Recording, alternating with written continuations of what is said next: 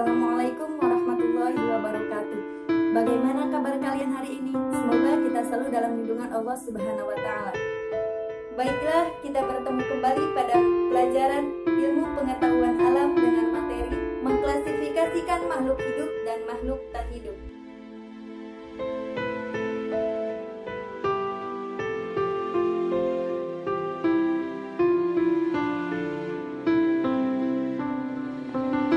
Coba perhatikan gambar pohon dan batu tersebut. Apa perbedaannya? Apakah tumbuhan bernapas? Apakah tumbuhan berkembang biak? Dan apa ciri-ciri perbedaan dari kedua benda tersebut? Pun ciri-ciri makhluk hidup antara lain: yang pertama, bergerak; yang kedua, memerlukan makanan; yang ketiga, peka terhadap rangsangan; yang keempat, bernafas; yang kelima, mengeluarkan zat sisa; dan yang terakhir, berkembang biak.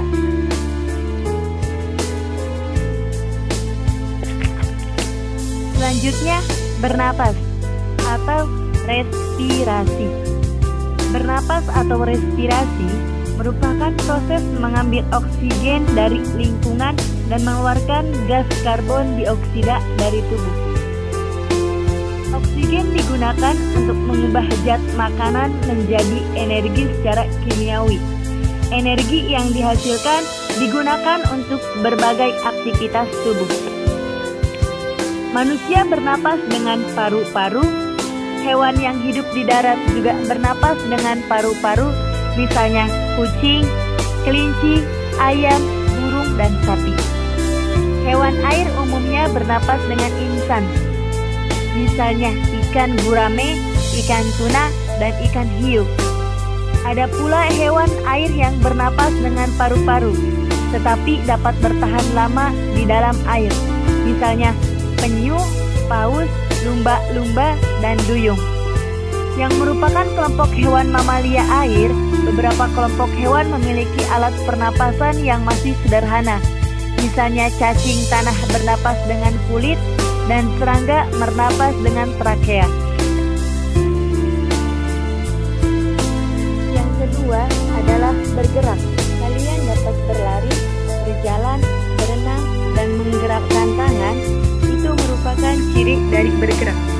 Bergerak merupakan perubahan posisi tubuh baik aktif maupun pasif sebagai tanggapan rangsangan. Gerak aktif adalah bergerak yang dapat dilakukan anggota tubuh dengan kekuatan sendiri.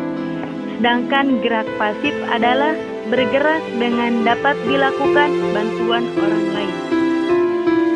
Apakah tumbuhan bergerak? Ya, jawabannya. Tumbuhan termasuk makhluk hidup. Cara tumbuhan bergerak seringkali tidak terlihat oleh mata kita. Misalnya gerak batang serta ujung tunas ke arah datangnya cahaya. Yang ketiga, memerlukan makanan dan minuman. Untuk beraktivitas, semua makhluk hidup membutuhkan energi. Dan untuk menghasilkan energi, makhluk hidup memerlukan makanan dan minum. Apakah tumbuhan membutuhkan makanan? Iya, jawabannya. Tumbuhan memperoleh makanan lewat proses fotosintesis. Selanjutnya, peka terhadap rangsangan. Kemampuan menanggapi rangsang disebut iritabilitas. Hewan dan manusia dilengkapi dengan indera untuk menanggapi rangsang, seperti hidung untuk mencium bau, mata untuk melihat, dan telinga untuk mendengar.